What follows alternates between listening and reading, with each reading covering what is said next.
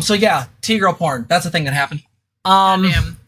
So what's next? Ash Ronuken. What kind of books do you like to read for fun? Audiobooks. Audiobooks. Yeah. I just don't have time. I also really like, yeah. Thank you. That's true for both of us. Yeah, I really like webtoons. Winter Moon is really fucking good. Absolutely. Mage and Demon Queen. Oh, Mage and Demon Queen is so gay. It's so good. Oh god, I love it. What's Punderworld? Punderworld is also really great. One of my favorite webtoons, Irma. Irma's really great. Yeah. That one's really good. Well, I need to catch up. Books in general, sci-fi and fantasy are kind of my jam, but mostly a lot of audiobooks at the very least.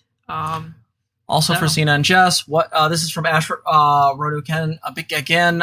So for tabletop RPGs, do you like to be the dungeon master, game master, or would you rather just be a player? Both. Depends on the mood. Last time I ran a game was GURPS. At some point, I'll probably run a Witch Punks game for some friends, but I struggle with being a player in a game. Like, my writing and story writing skills all come out in a game when I'm running it, but being a player is something that I have a really, really hard time with. As much as I do like playing, so.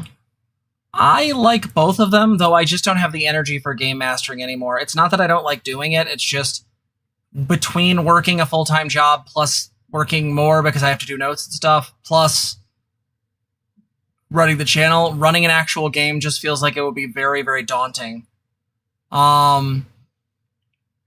We've talked about Zena DMing something, but sometimes migraines just get in the way and stuff. We found what works best right now is just, we have a friend of ours who's running a D&D game. We're playing in that, as we mentioned before. And that's kind of where we're at right now. So right now, playing seems to be the better fit. Doesn't mean it's necessarily our favorite all the time, but that's what's working. Yeah, Jess usually just runs my character as far as mechanics for me. And that way, if I have a migraine, I just don't have to worry about it.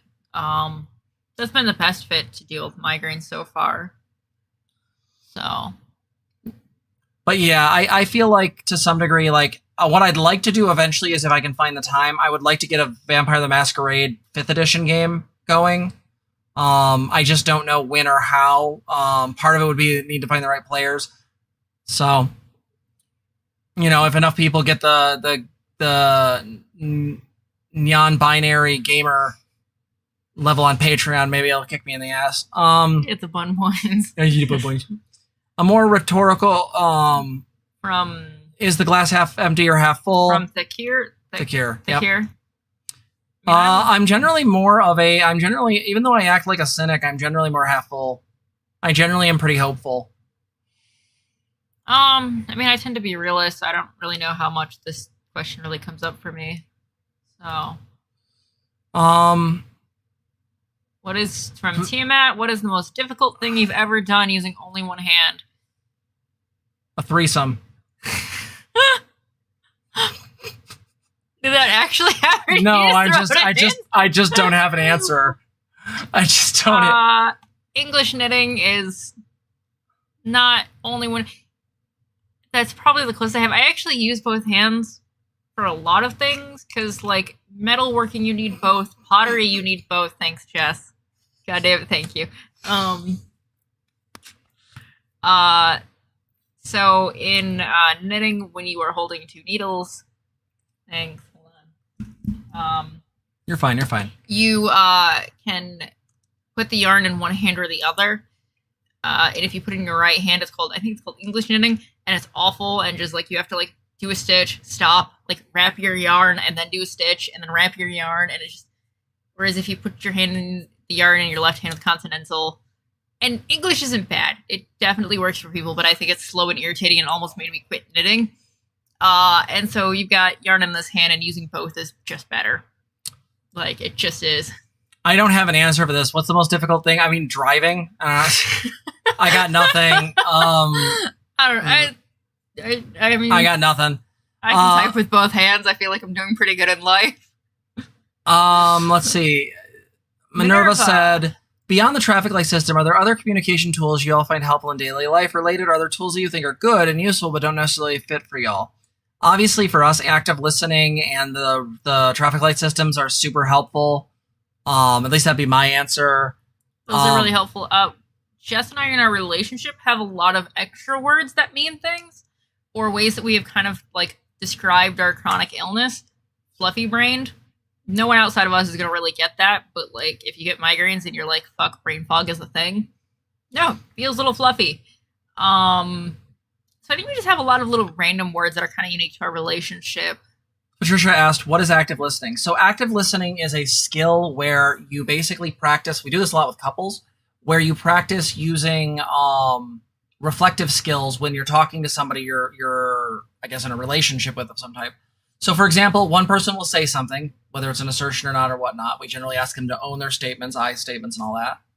And then what ends up happening is before you respond with your retort, what's asked is for you to reflect back what they said, both so you make sure that you actually understand what they said and that you heard them correctly.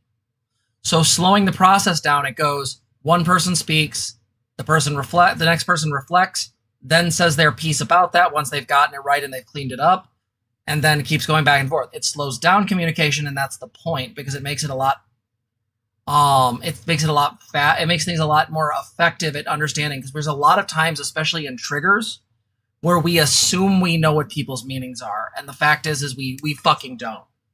Nothing changes whether we're triggered or not.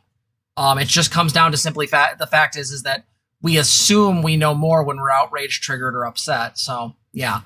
The other one I would highly suggest and I like is nonviolent communication. I know some of the people in that community are a little woo-woo, but I think it's a really useful system at times. I'll use it with couples sometimes. So what it is you basically state objectively what you've noticed, something that's bothered you, something that's going on. You then state your feelings about the thing. You then state the need that that's connected to. And then you state any behavioral changes you need going forward. And that's the communication. So you're using a lot of I statements. You're being very vulnerable, very open. So it's like, hey, I saw you didn't do the dishes. I feel really upset because we had talked about spending time together tonight, and I feel like this job really needed to get done. I have a need that things need to be done and completed on time because this is something that really needed to happen. In the future, could you please complete your chore on time?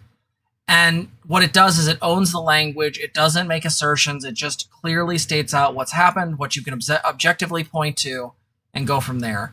So those would be the two that I would recommend. Active listening and nonviolent communication I don't use as much as I would like, but I do think it's quite good. The ones that don't necessarily fit, the ones that I'm not big on is love languages. I actually side-eye that a lot because a lot of people put a lot of stock into it, and I'm like, cool beans. I think it's a really nice overview, similar to horoscopes. It gives you a lot of stuff, but I just don't see enough data to show it being useful. Yeah, well, and like, at least with us, like, I am much better off knowing like the specific thing that just actually likes, right? Like, instead of just going like this broad category that's massive, like, it's only useful for a little bit, and then you're like, oh god, I gotta know my partner better now.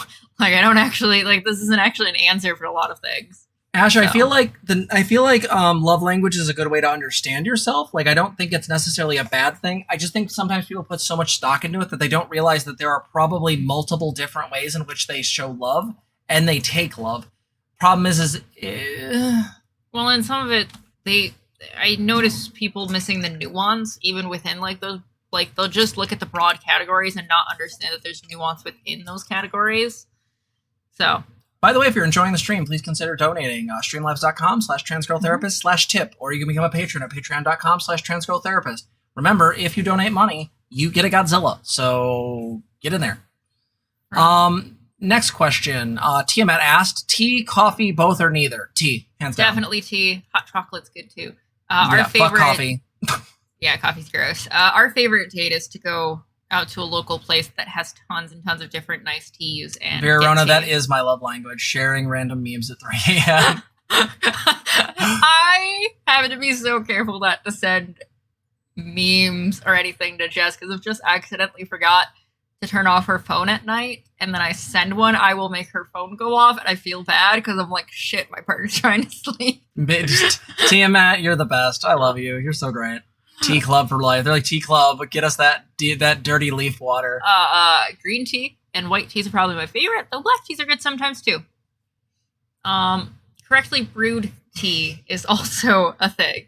So, all right, we've got Veronia? Yeah, Verona. Oh, that reminds me. If you don't mind me picking back on your question, this was the Minerva question about the communication. Some people use red as a safe word for physical issues, pinched nerve, joint pain, migraine, etc. And blue is a safe word for a mental issue, anxiety attack, sub drop, top drop, etc. What do you think about that? I think it's great. I think that's really solid. I don't know if I would use it myself, but I think if you're trying, like, if you're in fluffy brain or you're trying to, like, deal with something and, like, you don't really have the ability to get out, like, a fucking soliloquy. So... yeah, I can see that being effective as long as everyone's aware of what the terms mean. Yeah, I mean, absolutely. If you've had time to discuss prior issues. However, I will say, in both scenes and out of scenes, sometimes people are not going to communicate that they're in a trigger. They haven't realized it yet, or words haven't happened. If you are dissociating and speaking is not a thing in that moment, you gotta, at least in terms of scene, you gotta have you kind of are relying on your partner in that case to notice that something is off. So they certainly are great when the person can use them and has the wherewithal and ability to speak. But you still got to be watching for this stuff and kind of have this awareness in your head that these things are in the realm of possibility. Just because chronic illness can do also the lack of speaking thing to me, depending on what chronic illness is hitting. So I've definitely been in those places where, like, words aren't happening. Especially with some of the rough migraines. Sometimes it just hurts and I can't talk yet. So Brittany asked, how do you help someone who's dissociating? So I think the best way to deal with this, I'm assuming massive slap in the face is bad. Yes. So here's my suggestion. You have to remember that dissociation is a way by which people respond to trauma. We know this from neurological studies. When someone is going into a flashback, when someone is dealing with excessive anxiety due to trauma, it's not that they're just having a bad memory. It's not just that they're anxious. It's that their brain is literally back there. Whether it was assault or a burning building or the war, their mind is back there again. Their mind, for all intents and purposes, is back there again. The same chemicals flying, the same trauma happening. And so the thing is when people dissociate super hard, the way to help them is speak softly, try to coax them out gently. You don't try to force anything. You don't try to be aggressive. You don't try to force them and move them unless there's a real good reason. Like, obviously, if they need to get out of a place because it's unsafe or whatnot, that's a different discussion. Yeah, there's a physical safety issue. But my suggestion is that you have to sort of coax that person and get them to calm down. Obviously, there are things that can help. One is deep breathing practices. If you can get them to do them with you, you guys can do them together, especially if it's a partner. You can lay near each other and do them. Another thing is something like the eyedroppers of CBD. That stuff can be really helpful to break through anxiety. But yeah, I think the best way to help somebody is stay with them, stay calm, stay present, don't take it personally, and just help them kind of work their way out of it. It's like kind of being stuck in the void. They have to figure their way out of it. No, it is not always clear and obvious when someone is dissociating. Dissociating can happen at varying degrees and relative levels. Some people can dissociate and they'll act perfectly normal. They're just not really in their body. They're not really present. And some people completely fucking vanish. They're just in the void. Yeah. And they're basically catatonic. It really depends on what's the cause, what the reason is. A really good book for this that I've mentioned before is Bessel von Koch's book, The Body Keeps the Score.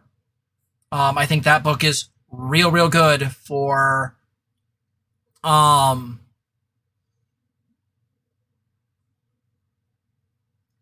yeah, and I would say with you're the person who's doing the dissociating, the square breathing video can be really helpful. I also recommend the container meditation, especially if the dissociating stuff is bringing up a lot of really like gross or really difficult content.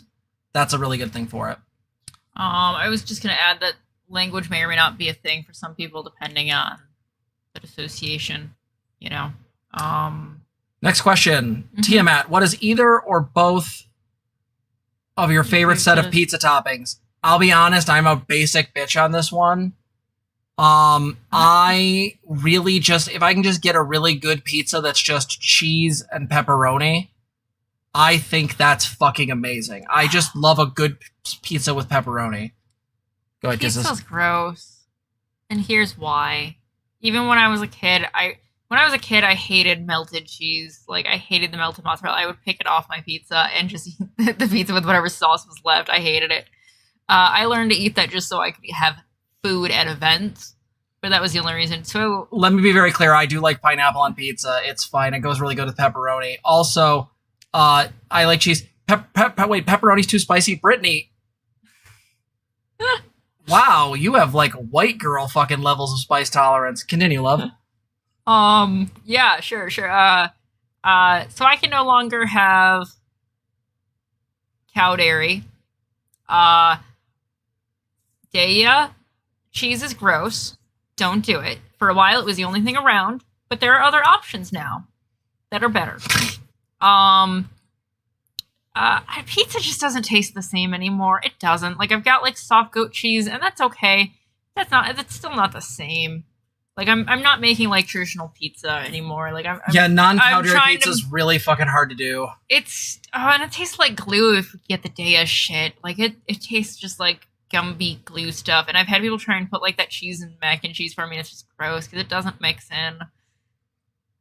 Pizza's something I do when I go to the store and I get a big pizza for my partner and young adult, and then we usually make me something just so I have something to eat. I would agree, Ash. Fish does not belong on pizza. Fish doesn't belong anywhere. Fuck fish. I mean, some people really like things from the sea. I think all of it's gross. Hey, so. I like octopi and squid, but the problem is they're tasty, but I feel bad for them. Eel's not bad either. All right, so let's do this one. Yeah, let's get to the next one.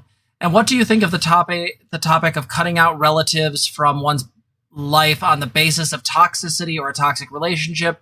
Things like how to come to a decision on doing something like that, where to draw the lines, how to handle other relatives bringing it up in an attempt to mend the issue or persuade one to undo said excision. I have a lot of things to say on this. Do you have anything you want to go with first? I feel like let's keep it short to a sentence or two, and maybe this needs a longer video. Like, maybe this. Yeah, I'm going to say more than a sentence, but I understand what you're saying. We're also getting kind of long here and close to time, and I'm falling asleep. So I think. Well, we're almost done. Are we? No. I mean, there's still a lot. No, we're almost done. Okay, we're not that bad then. No, it's really fine. I am equally sure that Jess is going to say this. Jess and I are pretty much of the same mind on this topic. We've both been through this stuff, so just go ahead. Okay. There you go. So I'll basically sum it up as quickly as I can, but essentially my argument to this is I do not believe that you are beholden to someone just because you fell out of their vagina.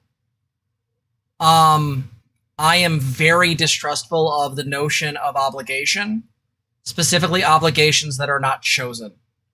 And as such, I really don't like the way some parents use power dynamics. I don't like the way some families do power dynamics or push through boundaries. Overall, I find the whole engagement in a lot of cases, especially with a lot of clients, really fucked. Sometimes this can be as bad as somebody eavesdropping on their kid when they're in session. Sometimes it can be as small as not never using your pronouns. Never using a kid's pronouns. And I know that seems like a big deal, but it gets much worse.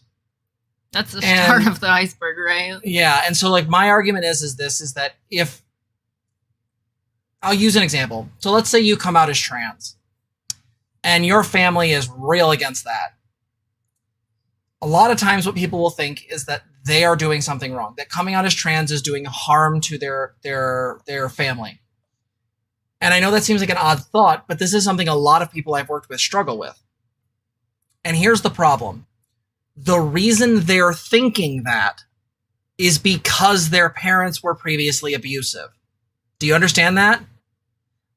At least to some degree toxic, possibly abusive. I don't want to say all times, but essentially there are ways in which behavior is created through social circumstances. And one of the ways that happens is a parent will sometimes, through their interventions, convince a kid that they either need to overly explain their experience, or that they are wrong about what's going on with them. They won't trust themselves. So they'll apologize excessively, or anytime they think about acting in a way that goes against what their parents want, they shut the fuck down because it's literally like a shame panic attack. My issue with this is that I think this cuts into a person's liberty. I think it cuts into a way a person's able to have agency, and I really don't like it. And as such, I'm going to say, like, very, very clearly, you owe no one anything. Now, are there social obligations in the larger sort of more abstract sense? That is, we take care of one another? Yeah, obviously. I'm a fucking socialist, whatever. But in the regards of like a familial system, again, the blood of the covenant is greater than the water of the womb. Like, I don't care whose vagina you fell out of. Who is your family? Family to me is the people you connect with. It's the people that matter. There's a reason why I love found family movies so much. Lilo and Stitch is one of my favorites. It's not about where people come from. My own kid is not biologically related to me. You create family with the people who love you and treat you well and who support your identity. If people will not, you cannot take responsibility for their ill choices. I dealt with this with like 4 people this week, where every single time it's not me arguing against them, it's me arguing against years of gaslighting and inappropriate treatment that has been foisted upon them. And I just don't buy it. You are not beholden to your in-laws. Just because you married someone doesn't mean you have to fucking take on their family. Again, you choose the interactions. Full stop. I do not want relationships with people who do not see my identity as valid or who are going to treat my partner or other people in my life poorly. Like, the base level of seeing me as a woman is you must be this tall to ride this ride. Yeah, pretty much. And the problem is I think our society, and I think that the people that we deal with, especially authoritarian parents, convince us that we don't get to have boundaries and we don't get to have, in any way, shape, or form, a sense of our own intuition being right. My entire argument about being transgender essentially sits on the notion of intuition. And this is why so many people, myself included, didn't come out till later in life, because we need to get to a place where we trust our intuition. Not all the time, not fully. Obviously, that can be wrong.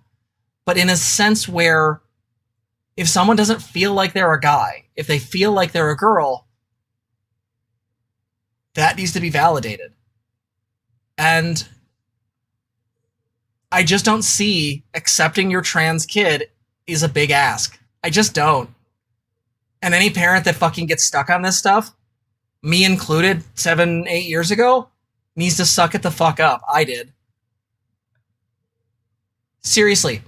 Here's a reframing that will fuck with your head. If someone comes out as trans, all they are doing is modifying the programming around the gender that they are choosing or identified as. They are changing their pronouns, potentially, and they're changing a name. I've literally summed up basic information changes and maybe societal interactions. But as far as it goes, that is so minor, so utterly tiny. So I say to you very clearly this. We'll get into this in a full video because I have way more to say on this. But simple thing is, how you make that decision is, does this relationship bring joy? It's really just that simple. And I don't mean that relationships can't have problems, they can't have rainy days. Our relationship has those just like anyone else's. But the overall thrust of my relationship with Zena is one that is healthy and validating and loving. Right? Even the conflict feels good. Yeah. Think about what they just said there. The conflict feels good. That when we're in conflict, we learn from it. Not all the time. We obviously have our issues. We have our moments. I mean, there's some moments, right? But it is very different to be in like the, hey, this conflict is, leading somewhere productive. It feels safe to be in conflict with somebody. I don't feel scared to be in conflict, right? Like, saying that I feel good when I'm in conflict with my partner is huge. So, and yes, it is absolutely the Marie Kondo test. Yes. This relationship sparks joy. This abusive transphobic parent does not spark joy. Do we Next one. Do we want to do that one next, and then? Oh yeah. On our Patricia. topic. Yeah. So Patricia asked, how's both of your relationship with your respective families? I talked to an aunt and her daughter. That's about it. My cousin. My mother is dead. She sadly died of a non-hereditary cancer when I was probably in my early 20s, a couple years before JJ, my former wife, died. I don't really interact with many people in my family. I interact with my aunt because she's a social worker and I like her. Her daughter's pretty cool, but most of my family really bought into the multi-generational trauma. I've had cousins who have, because of being molested as kids, ended up getting a heroin addiction and then ended up dying. I've had cousins who, due to their abuse, shot through men like they were going through fucking coke.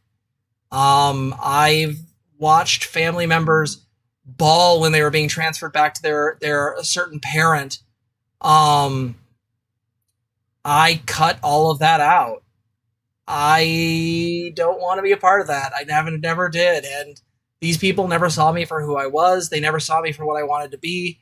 And I definitely hold them in response for one of the reasons why I didn't transition sooner, besides the 90s being hell.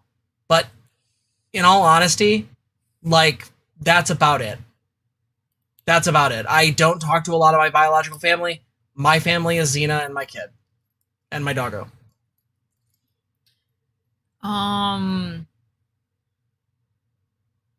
Yeah, content warnings for abuse and stuff.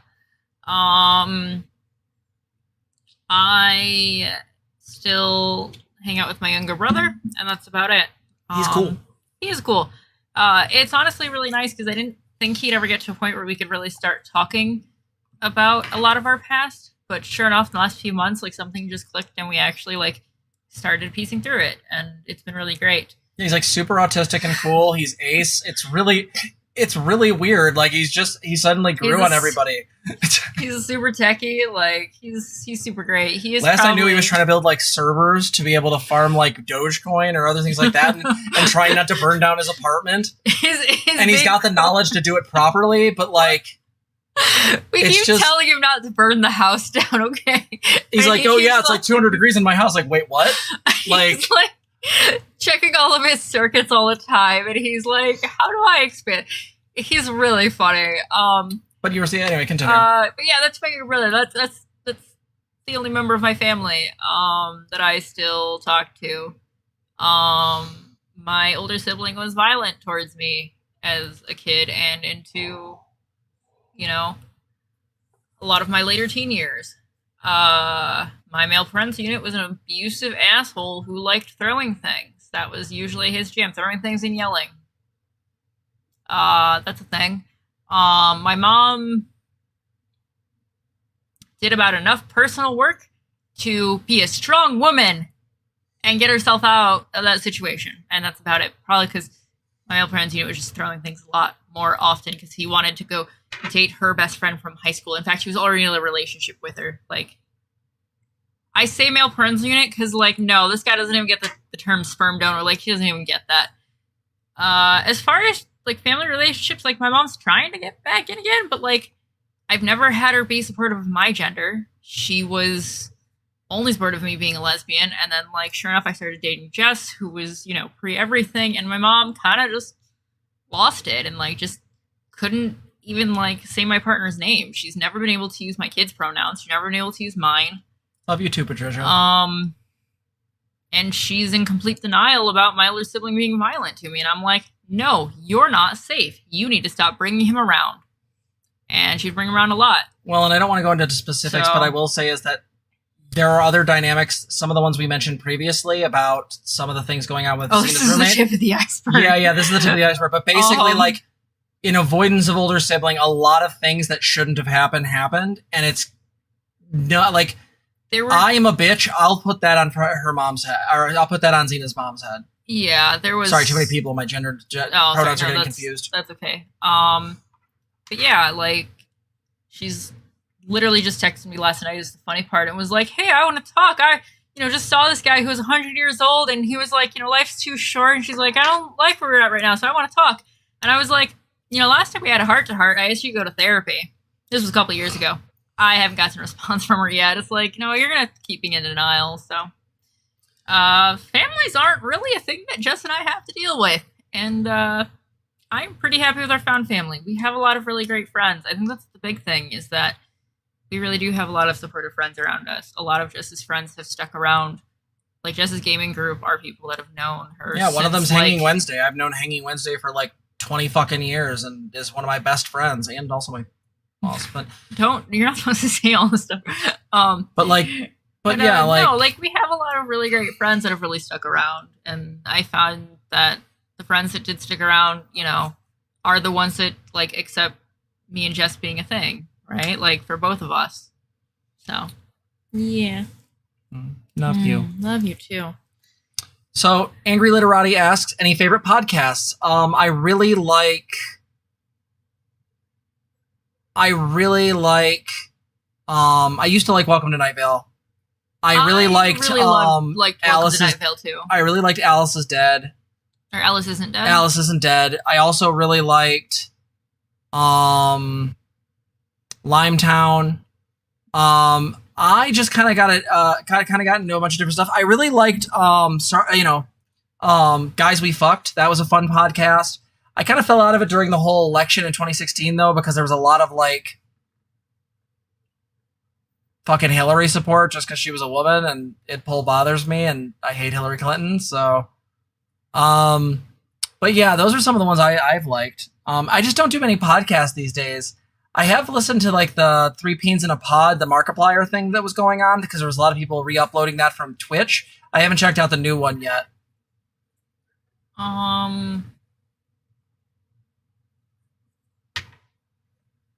Welcome to Night Vale. I really haven't caught up on anything in that recent years. I don't do podcasts as much in recent years. Alice Isn't Dead. They also had the one like Within the Wire, I think. What? Sorry, I'm just laughing because I'm like, yeah, I'm that bitch that was like, we'd get to the weather and I'd skip through the song. I was like, get back to the part there's talking. I liked some songs. Some songs were okay. My actual favorite podcast is Going Linux. It is made by like two tech guys somewhere in the US, and they make Linux super accessible. They talk about a lot of different parts to it, and if there's a topic that you want to know about, like, go through their stuff. They've got a community. Like, it goes from like one episode is a topic, whatever they've got. The next episode is listener feedback. So there's a lot of really great knowledge coming into this, and it's super great for anybody who is interested in Linux or wants to get interested in Linux or try it. It's super helpful. I've learned so much, and I've done like Linux and system administration stuff at school. So highly recommend. Debbie and Stan here. I like Linux Mint. My laptop is Mint. So I will say this. These are not podcast. Well, no, one of them is a podcast. The others. I also like Sardonicast with I Hate Everything, Your Movie Sucks, good. And Ralph the Movie Maker. I'm less of a fan of Ralph, but he's aight.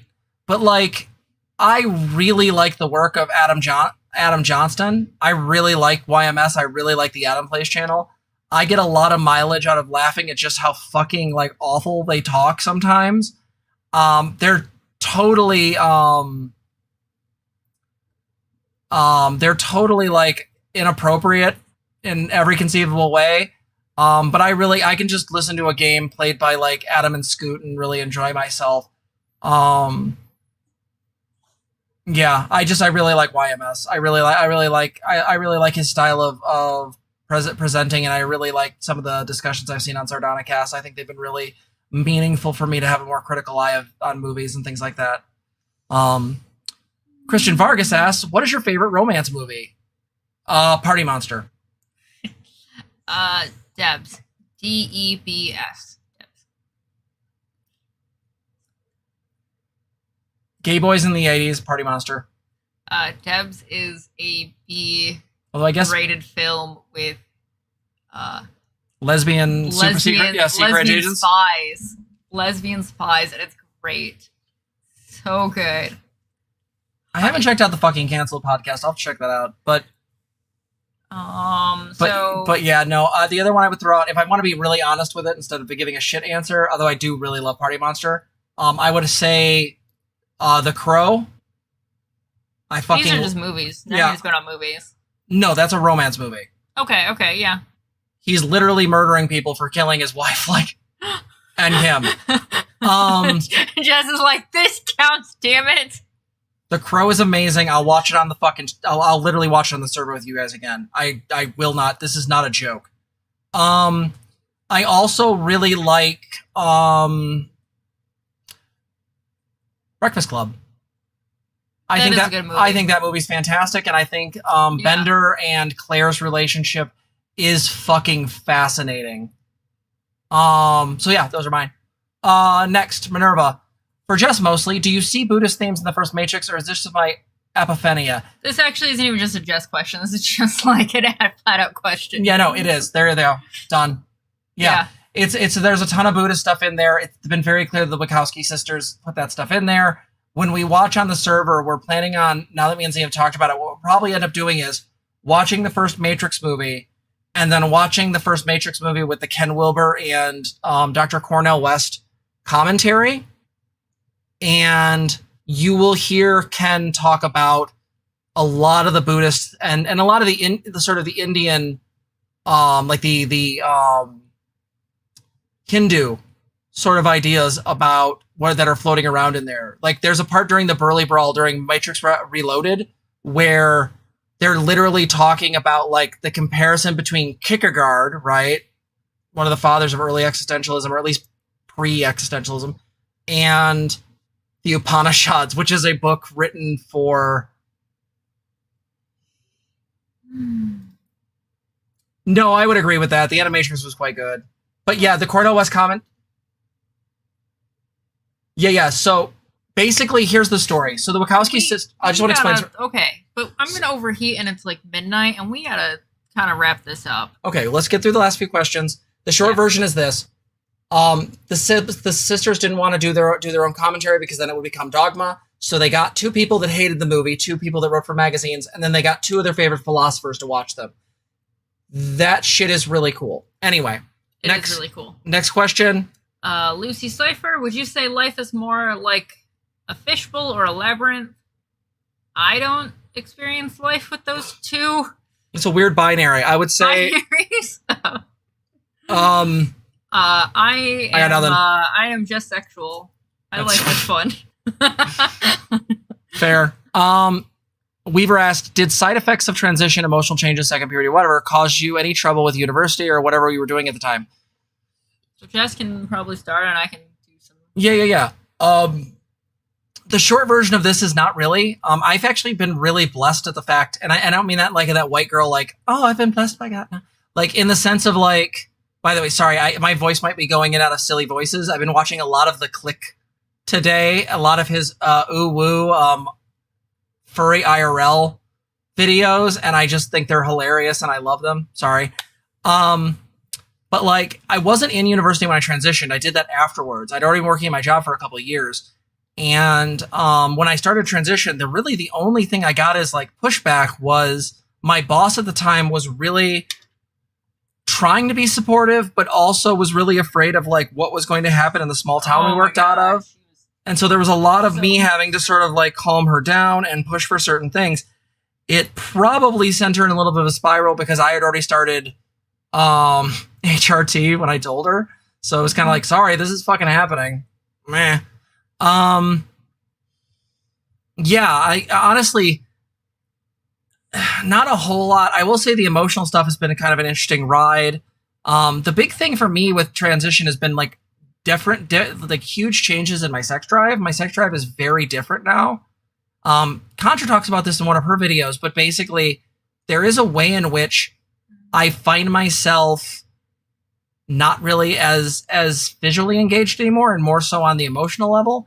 And that's really interesting. So yeah, I have more on that in a future video, but yeah, that's the short version. What do you got? My university was luckily pretty cool and was kind of not the leader, but one of the leaders in the area, kind of pushing preferred names. Pronouns did not quite happen, or not like, at least in terms of the school's computer system to input it. I know that's where we really wanted to go, but there's definitely ways to get preferred names in. So I could get my ID card that happened. kind of maybe 3/4 of the way through school. This is a good insight too. A lot of but a lot of words. Sorry, overheating. You were like, let me get you the fan. I would like the fan. I also need to use the bathroom at some point here, so maybe I'll have to tell people about the dog for 5 minutes.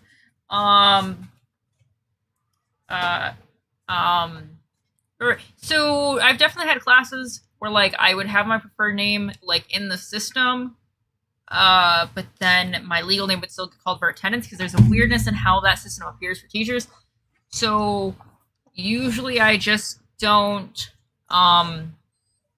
answer. I actually have been using Zena for the entirety of my college career. That's when I made that jump to Zena and was like knew everything, doing it.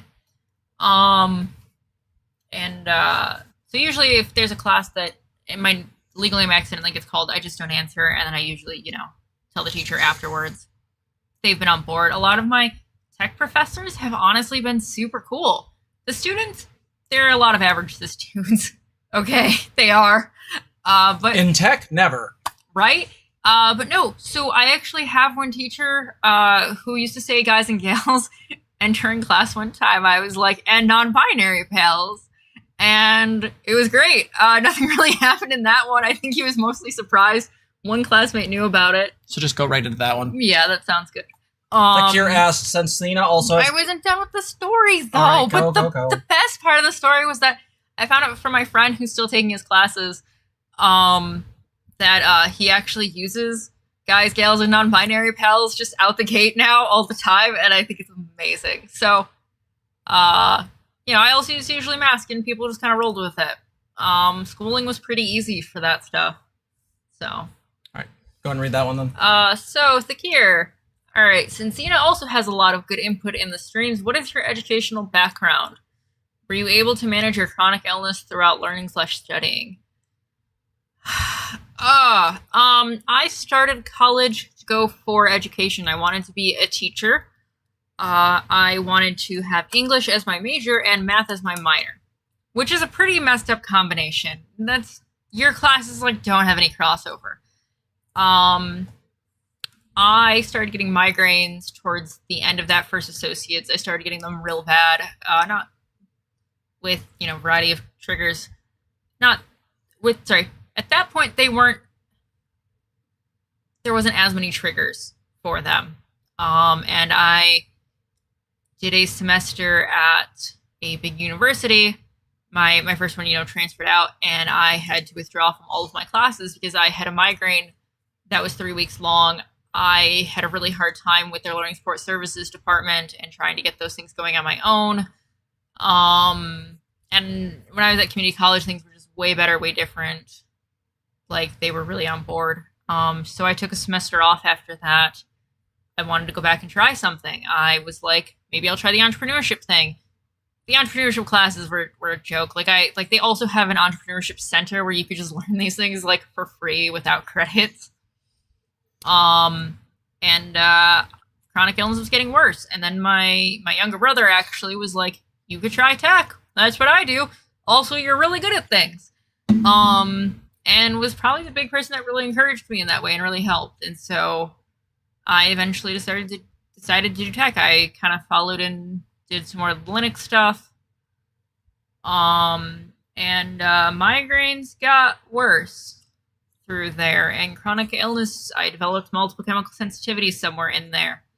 Light became a really big trigger. A couple years into that program with computers, I also was now sensitive to sound. Was already a big trigger. Light was the new trigger. Smells were also now a trigger, so all the cleaning chemicals.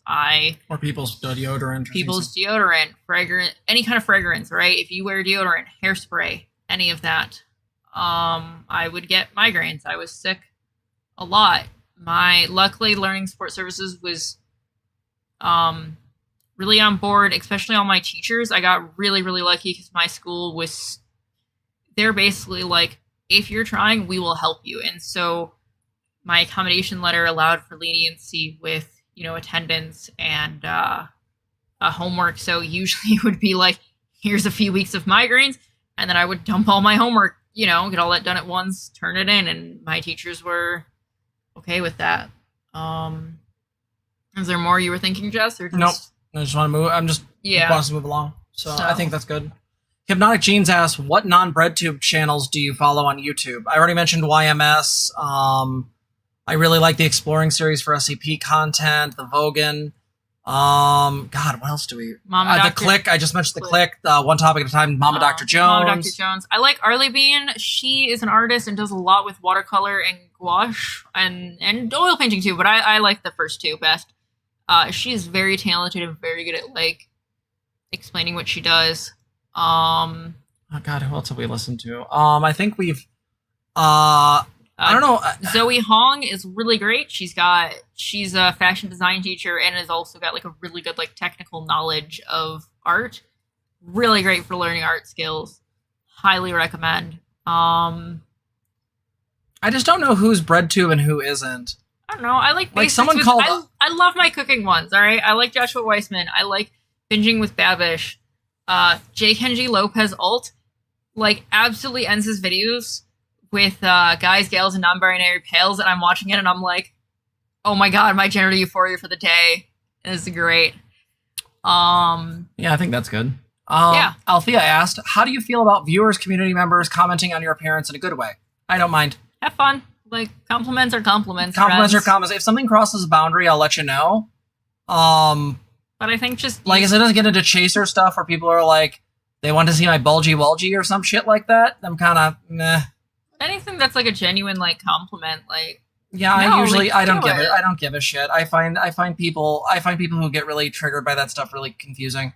Well, and I think we should compliment each other, like everybody in general, So, Ashirokin, do you think the internet has made society better or worse, and why? I mean, is there a quick answer to this? I mean, my short answer would be I think internet made society. Like, I don't really think it's made it better. Hypnotic Jeans. Real talk, you look fabulous. Thank you. I appreciate that. The comments I get on this channel, holy shit. But yeah, I would say it's just made it faster to do the same thing. Yes, we live in a society. We need to get a Joker one on this channel. God damn. But like, I don't have like this whole talk about like the internet has fundamentally changed. No, it hasn't. People were buried in their head in newspapers. Now their heads are buried in fucking phones. The fact is like, I don't got time to discuss the all it's done, in my honest opinion. I'm sorry, I can do a longer answer on this in a future video. This page is going to stay around for a while. If I see things in here that would be a good discussion topic, I'll use them. But I'll be honest, it's just sped up things that were already happening. There were already subcultures, there were already small groups, and the simple fact of the matter is that like, it's just made society more society-y. We live in a society, right? Yeah, even as someone working in tech, I can't put a whole lot into the internet as a whole is better or worse. Like, we've got to be way more nuanced about this conversation. Yeah, we can talk about it in a future video. I feel like it needs its own focus. So. Tiamat asks, what's your favorite environmental set? Ozone, usually during a rainstorm. I like rainy weather. I do like the rain. What's your favorite obscure or at least non-large brand flavored drink? Anything that is very colorful and has alcohol in it. What drinks do I also like forest smells and rain smells. Drinks, I don't know. I like juice. I just like juice in general. I like juice a lot. I feel the same, Brittany. What's Brittany said, my favorite thing is that I can see people be really excited about their special interest, and that warms my heart. Super true. Yeah. Yeah, no, I can't drink that much alcohol these days. Like, I am a fucking lightweight. Zena can drink can sniff it, and then they'll just pass out. Half the time I drink, I just end up like out of it and rough because the sugar will hit me way faster than the alcohol ever will, and I will be like, this isn't fun. Is there a kind of jewelry or accessory you think is underrated? Yes, ear cuffs. Ear cuffs are really cool. I also my ear cuffs make me more fairy. They do. I also like the kind that just kind of hook on your ear too. Those are really cool. I would like to make more ear cuffs, but I've always felt daunted by like having to shape metal that way. But I feel like I just gotta try it and see what happens. So Let's see. During the 20th century, the sugar lobbies went hard to get people to believe that fat and later, yep, I know all this. The real issue was high sugar, excessive tough because of obviously high fructose. What do you think is the best way to get people to adjust their food habits to start recovering from this outcome? This is a big question, and the U.S. has a massive issue with food that is. I would like to do a video on systemic. this. I would like to do a video on this. I don't feel like this is something I can answer in the short AMA. What I will say is this, though. This is my short answer. My short answer to this is I am very skeptical of the attempt to force people to change their lifestyle because I find that it often never works the way we want. I'm a big fan. So I'll make something very clear. Like, one of the things I'm trying to phase out of my meat eating is cows, because I think cows are just big puppers. And so we were going to talk about. So, like, one of the things I'm trying to free. Stream. So what I'm trying to do at some point is phase in more and more emu, because fuck velociraptors, and because that's what they are. They're just dinosaurs. And I would like to also support people that are working towards lab-grown meat, because I think that gets away from and gets around a lot of the issues that I think are here. I think lab-grown meat is really fascinating. I think it would be really interesting. And emu is the reddest, most delicious meat you can ever get. It's super good in tacos. It's really good as burgers. Emu is really good. It's really interesting because you're like, why does it taste like this? Like, what? Yeah, why is this so good? Fuck this dinosaur. I will say on this one, I think a lot more of it will have to do with legislative action than anything else. Like, yeah, it has to be top-down stuff, and I feel like the problem is as many times as somebody can, become vegan or become vegetarian or cut out all these sugars. The problem being is we're not really talking about the average like middle-class white person. We're talking about like someone in the inner city who has like a food desert. Yep. How do you address this stuff? I feel like that requires top-down legislation, and I genuinely think it requires modifications that in some ways don't change the things that people are doing, but it changes them for them so they're able to continue being in the behaviors they're in with less harm overall. That's generally my idea. That's about it. Yeah. Which is the best starter Pokemon, and why is it Bulbasaur? I don't know. I mean, I know you were like, I got fighting words, and I'm like, Pokemon's aight. I got off of Pokemon Go and didn't look back because I was like, this feels predatory because game loops are not always great. I mean, if you're talking about like, I think if you're talking about like the Pokemon games, they're fine. But if you're talking about Pokemon Go, Pokemon Go is awful. Yeah. I liked Azumarill and Marill, and I actually have a lot of stuffed animals of those that I have crocheted. Maybe I'll post pictures sometime. I gotta find the Pokemon I like. Give me 1 second. Oh, I have Marill in the bedroom. Hold on. I don't. Azumarill is in the living room, though. I'll show you. It's not a starter, but it's the favoriteest Pokemon I ever have seen. Marill, where are you?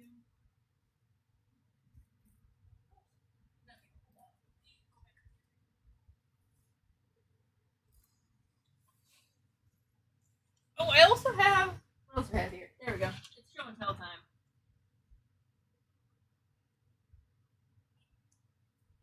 Alright. I know she's a steel type. Where is she? She's the one with the maw, right? The big mouth.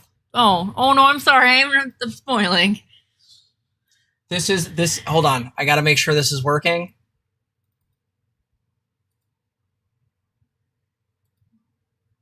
Okay. We're going to do this. I don't know if the camera's going to work right, but we'll see. Where is it? That fucking thing. That is the best Pokemon in the game. Mawile is a Steel Fairy type. Yes, I said Steel Fairy. Hyper Cutter and Intimidate. And look at her head. Look at her. She's so cute. I want to snuggle it. I want to snuggle it and have it bite my enemies. And maybe nibble you. Oh my god, it's so good. I just love her. I just want to pat her little head. And then apparently she evolves into this thing? Oh, that's the same What's the thing? I don't know. Mawile. Oh, Mega Mawile. What the fuck is Mega Mawile? Mawile? Oh, Mega Mawile. God, that was the least creative name ever. God, that's the yeah, there's a Mega variation. I don't know what the fuck it is. But yeah. Anyway. Okay, my turn for show and tell. Okay. My turn for show and tell. I crochet also. This is not my favorite Pokemon, but I have it because it's here. So this is my horsey, who lives on my backpack and has been a little bit squished. Got a little back fan. Also, my backpack keychain while I'm up here has a Jumino, which, by the way, like, I am absolutely a huge fan of Juminos. And then this is Meryl. She's my favorite. And got the big bouncy tail and everything. Kisses, look, her shiny is purple. I know, her shiny's great. So I really like Meryl. And I have a Azzy Meryl that's about this big that I made, like only a couple inches tall, because I was like, keychains are way better, because then I can carry them around, and these guys are, a lot to carry around. But, yeah. So, Gina says, hi, I'm here, lol. I was gaming with my man, Red Dead Redemption 2. Pog. Gaming's pretty great. Hypnotic Genes, do you have any advice for straight cis het people looking to learn more about the LGBTQ plus community? Yeah, I would be very picky about which content creators you work with. The people I would highly suggest are me and Zena. Mm-hmm. I would also highly suggest ContraPoints, Luxander. I also just think getting involved and being an ally is super helpful. It's a good way to learn. Obviously, I can't control what situation you're in. Dr. Jones too. Mama Dr. Jones has some really good trans-friendly stuff. I think she's a really good ally. Honestly, I think there are people who...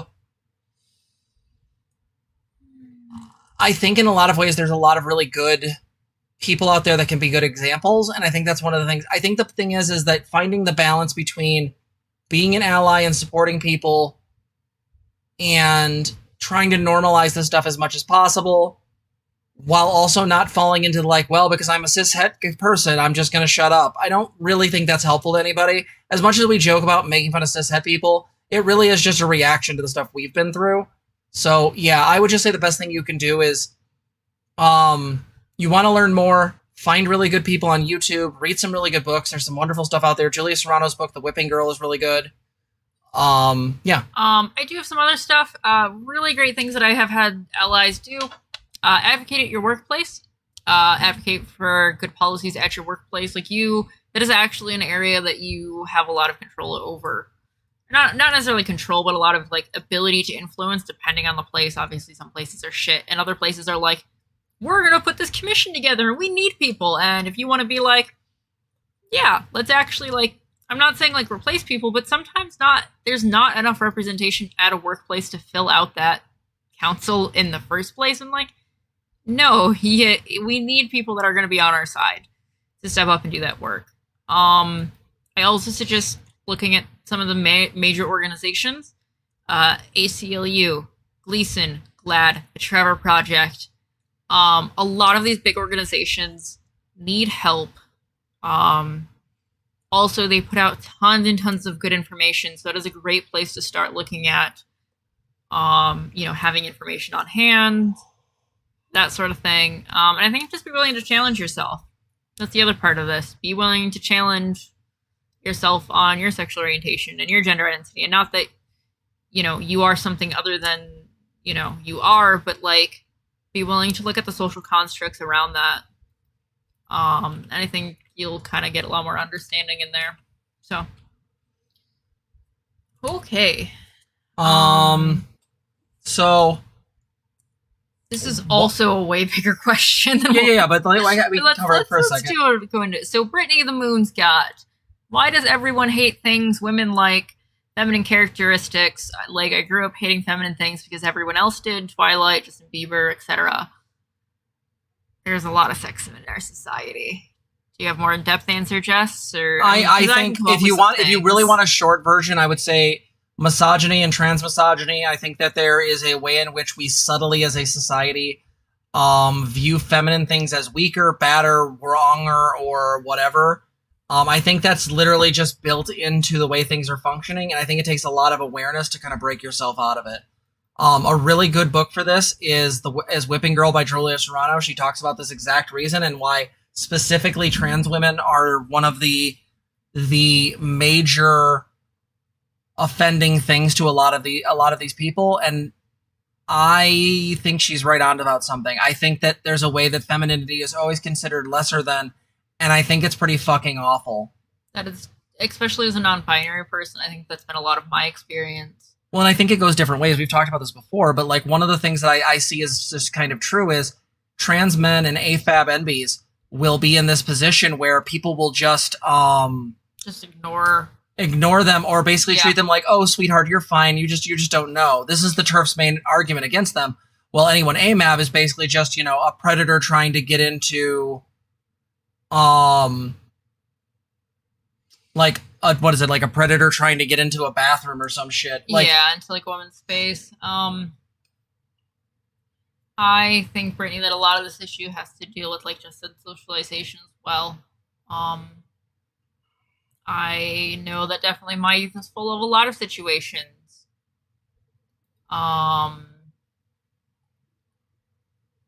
Where this was definitely like something that was pushed on me, or feminine things were pushed on me in the really wrong way.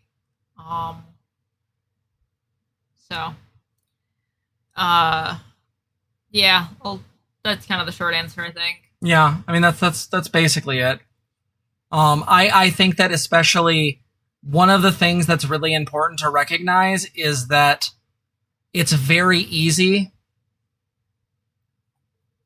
I think it's very easy to get into a position where we like to pretend that like this stuff isn't still very real, but there are very real ways in which like the feminine has always been demonized by society, regardless of the society, in a lot of ways. I think it's something. It's definitely true. And I think there's a lot of stuff that needs to be torn apart there at a very basic and a very deep level. Yeah. So we'll talk about that in the future. Some of these we'll put up. Some of these, if these questions, if we've said they need to be more so, please put them in the stream content suggestion, copy paste your question if it was one of the ones we mentioned that. We've got 2 left. We'll get through these quick. Gina, what consoles do you like using? I could not give a fuck more about or less about consoles. Yeah, I mean, I have a PC available to me. Yeah, I guess I'm part of the PC master race, but I don't really like that terminology. And I guess also like the games I like tend to be more on the PlayStation, but I don't like that. I feel like that's just shitty. Yeah, I tend to find a lot of RPGs are on the PlayStation. Honestly, as a kid, like... Well, I'm talking about, like, like, Persona 5 is on PlayStation. They're finally putting it on fucking console, like, this month, thanks to Thanagor telling me. Horizon Zero Dawn, one of the games I've loved more than anything, is on there. I don't think Control's on the Xbox, so I think it's on there. Like, some of my favorite games are on the PlayStation 4, or the PlayStation 5 now, and I refuse to buy the fucking thing. I'm not going to get to play Horizon Zero Dawn 2 until, like, circa 2023. All right, the last console I bought or I had was a PlayStation 2. That was it. I also got the GameCube.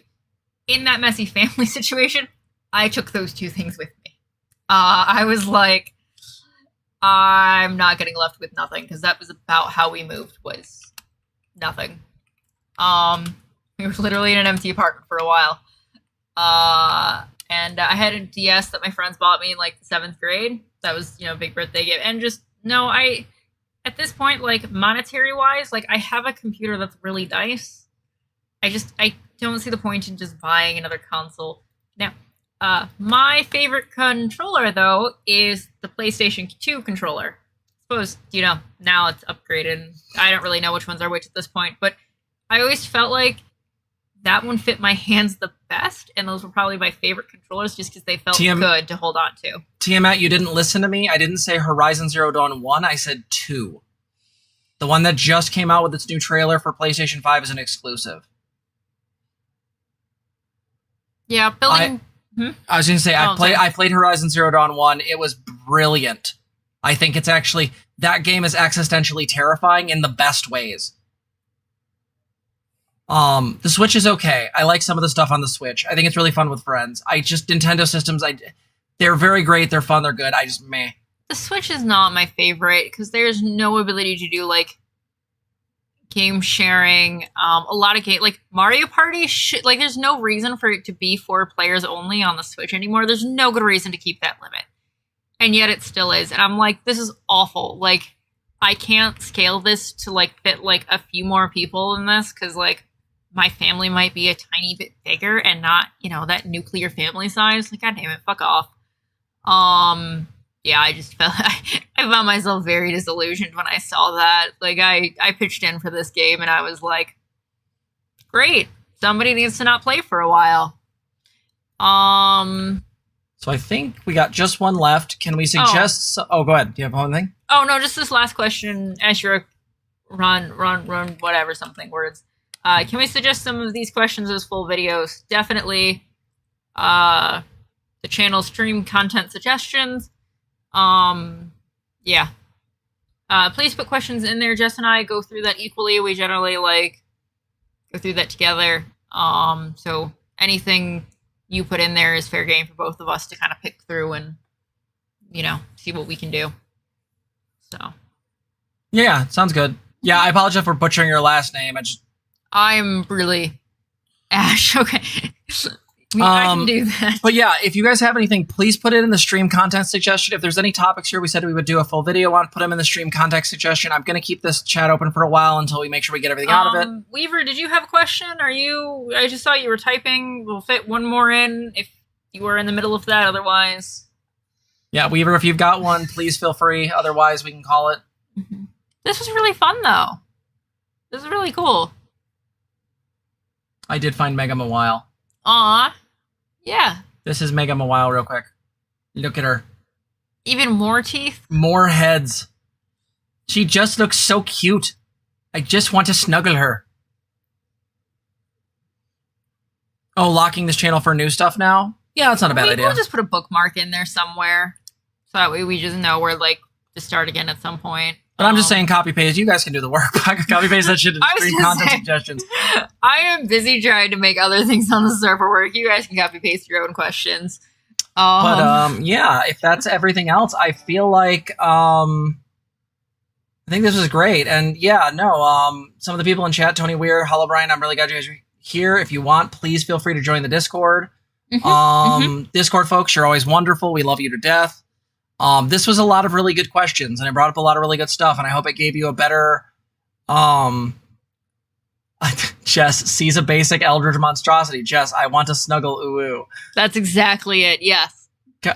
Absolutely. How dare you say something entirely true? See that entire video on the Fair pronouns? That was super great to watch, Jess, by the way, because, no, seeing her get really passionate like that is awesome. Ooh, Keter, ooh. Ooh, topic wapiki. Sorry, I've been listening to At some point, very soon we'll get my blog going. We got hit with migraines this week. It was rough. The weather was like, nope, 40-degree difference. And I'm like, 15 degrees usually does it. When does Jess get an SCP number assigned? When someone decides to make me an SCP on the wiki. I am awful at writing, so if someone wants to write an SCP and make it some kind of bizarre streaming SCP that, I don't know, teaches people stuff, go ahead. I don't know. Somehow makes the Foundation better with, like, mental health streaming and, like, calls out their shit constantly. Make it part of the ethics committee. Right?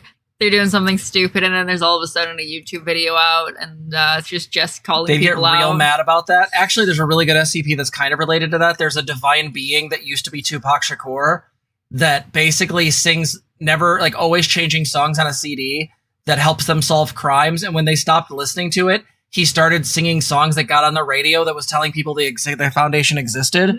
He's like, either fucking do what I want or fuck you. If you can find it, the forensic ghost of Tupac Shakur, there's a good Vulcan video for that. It's so fucking great. And the guy that got to do some of the raps in it were really fucking wonderful. Also, I don't mind epic rap battles. The newer ones have sucked. To my sci-fi writers, you are welcome to try and write a Jess SCP. Maybe include me. Like, not just Jess, but I'm on the channel too, and I'd feel sad if I was just not in this thing. No, Combined is really good. I actually really do like Containment or whatever it's called. The one with the guy who won't die, who might be infested with a demon. Yeah. Brittany, for migraines specifically, it is a large shift in temperature all of a sudden. Like, if it's just warm out, I can deal, but it's when the day temperature and the night temperature are drastically different is when I start to have issues. That barometric pressure change can be a trigger for a lot of migraine folks. Although Hog, for being the one with AC around and just having people hang out, that's how you do. Yeah, so why don't we call this one here? Yeah. Oh, thank you so much, Ash. Oh, always love your content. I look forward to your streams every week. Cool Cat. Oh God, I look and love Cool Cat. But yeah, we're gonna end this video here. Thank you so much for watching, and yeah, see you in the next one. Bye, everyone. All right, folks, we're gonna call the stream here. We fucking love you guys, and you're the best. And you all are super cool. Thank you for all of the questions. This was really fun. Yeah, I really appreciate that. We will have to do more later. Obviously, we will see you. Bye, Annie. Bye, Harla Brian. Bye. We will see all of you. Bye, everyone in Discord chat. Love you. We will see everyone soon as can be on Sunday, and we'll have a bunch of stuff to go over. If you have suggestions for stream content, please put it in the stream content in Discord. If you're not a part of the Discord, please join it. And again, feel free to donate, streamlabs.com/transgirltherapist/tip, or you can become a patron. We love our patrons. We're almost up to $50 a month, which is really helpful. And yeah, we just really appreciate all of you guys. So Meryl says bye too. Aw. And Bun says bye. Fun ones. These are poppers. It is Bun Buns. She is a blanket hog. I'll post pictures at some point. So I woke up this morning, got up to go to the bathroom, and she had all of the blankets from the queen size bed on top of just her. All right, everyone. I'm going to head off. I want to go snuggle my puppy. We love you guys. Thank you so much for coming. We'll see you Sunday. Bye. I hope you enjoyed the video, and thank you for watching. Please feel free to like, comment, and subscribe. Also consider donating to the channel. You can donate at streamlabs.com/transgirltherapist/tip or at patreon.com and become a patron. Patreon.com/transgirltherapist.